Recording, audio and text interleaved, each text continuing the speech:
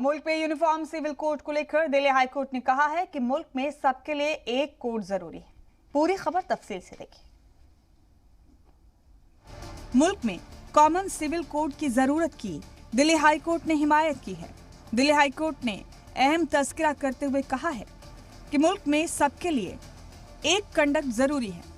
Article 44 को नाफिज करने का सही वक्त है। कॉमन सिविल कंडक्ट के लिए मरकज अहम कदम उठाए। शादी, तलाक और विरासत में एक जैसे ज़ाब्ते हो, मजहब, जात और तबकों की रुकावटें खत्म हो रही हैं। मुख्तलिफ मज़ाहिब, जातियों के नौजवान आपस में शादी कर रहे हैं। अलग अलग मज़ाहिब के पर्सनल लॉ में अंदरूनी इख्तिलाफात हैं, जिससे नौजवान परेशानियों का सामना कर रहे हैं।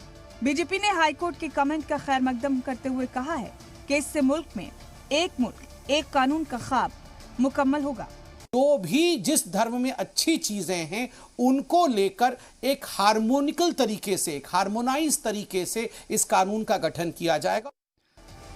वहीं सोशल डेमोक्रेटिक पार्टी ने इसे इस्लाम पर हमला बताया। ब्यूरो रिपोर्ट, जी मीडिया।